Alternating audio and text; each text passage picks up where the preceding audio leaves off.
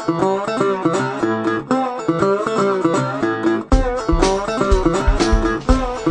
नाम संजय रजक है, मैं एमपी स्टेट से हूँ। हमारे श्योपुर के अंदर एक शीप नदी है जिसका उद्गम पनवाड़ा झील से हुआ है और जो सीधे शहर के अंदर आती है। एक बहुत जीवनदायी नदी मानी जाती है।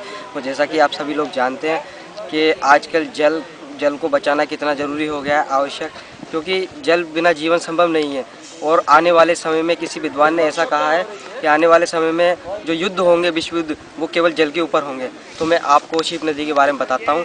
ये शीप नदी जो है 75 किलोमीटर लंबी है और यहाँ पर सिटी के अंदर एक डैम है जिसका नाम है बंजारा डैम, जिसे एक बंजारे ने बनवाया था। उसका सपना था कि ये जीवनदायी नदी सबको लाभ देती रहे, ये नदी सब लोगों को। हमारे सिटी के जितने भी नाले हैं सीधे नगर पालिका के, वो सीधे नदी में छोड़े जा रहे हैं, जिनसे उन नालों से होता हुआ मलमूत्र, सीवेज और पॉलीथीन, प्लास्टिक आदि, शीशा, लेड, ऑटोमोबाइल्स की दुकानों पर कई प्रकार के हानिकारक प्रदूषक तत्व सीधे नदी में जाकर मिलते हैं और नदी को इतना अत्यधिक प्रदूषित करते हैं जो मानव के लिए हानिकारक है।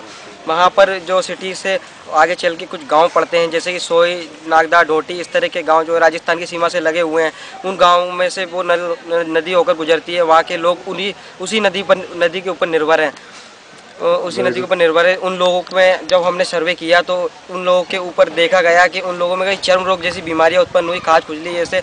तो हमने उन लोगों को क्लोरीन के पैकेट एंड पोटेशियम परमैंगनेट के पैकेट भी वितरित किए जल संक्रमित बीमारियों के लिए। लेकिन उन लोगों में एक चीज़ देखी गई कि उन लोगों की जो बीमारियां थी वो कभी ठीक नहीं हुई। प्रशासन, जो हमारे यहाँ का प्रशासन है, उसने भी काफ़ी कोशिश की उन्हें उनकी बीमारियां ठीक करने के लिए। उन्होंने भी कई दवाइयाँ उन्हें सप्लाई की, लेकिन वो ठीक नहीं हो सका।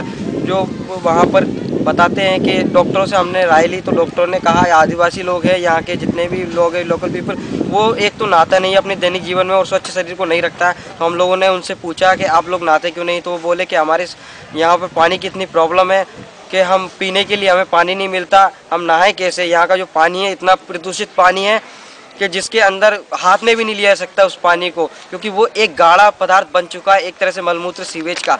इसलिए हम 4 किलोमीटर दूर शहर से अपने गांव से पानी भरने के लिए जाते हैं, तो हम कैसे नहाएंगे।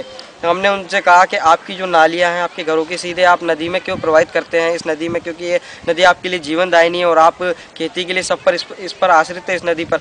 तो वो लोग बोले कि हम इतने गरीब लोग हैं, हमारे पास इतना पैसा नहीं है। तो मैंने बोला ये नालियाँ और कहीं भी तो आप प्रोवाइड कर सकते हैं कि जब शहर, ये जो ज़िला बन चुका है श्योपुर, तो शहर में सीवर लाइन तो बनेगी, फिर हम लोग क्यों खर्च करें इसके लिए।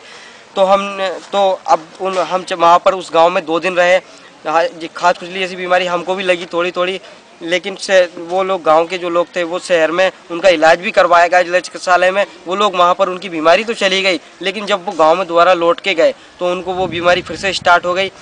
और उन्होंने भी, गांव वालों ने देखा कि ये छात्र दिन भर मेहनत करके 2 दिन से यहाँ पर यहीं गांव में आवास कर रहे हैं। ये छात्र इतनी मेहनत कर रहे हैं यहाँ पर, हमारे लिए इतना कुछ कर रहे हैं, तो शायद हमें भी इनका सहयोग करना चाहिए। तो उन लोगों ने, गांव वालों ने हमारे साथ ही हेल्प किया हमारा, और उनकी जो घरों की नालियाँ सीधी नदी में छोड़ी जा रही थी, उन नालियों को सीधे कहीं दूर जंगल में प्रवाहित किया, एक गड्ढा, और अपनी जो सोच है उन लोगों के, उनको एक गड्ढे में प्रवाहित किया वहाँ पर। और नदी में उन्होंने एक संकल्प लिया हमारे साथ साथ कि आज के बाद हम नदी में नहीं नहाएंगे, जाके हम वहाँ से पानी भर के एक तरफ नहाएंगे और नदी को बिल्कुल स्वच्छ रखेंगे। जो श्योपुर स्थित से बंजारा डैम है, उसका हम लोगों ने स्कूल के छात्रों को एकत्रित करके उस बंजारा डैम की सफाई भी करवाई।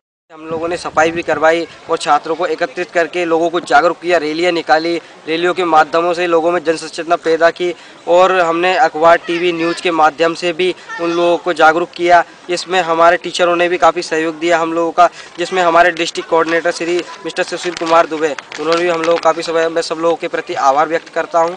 Thank you.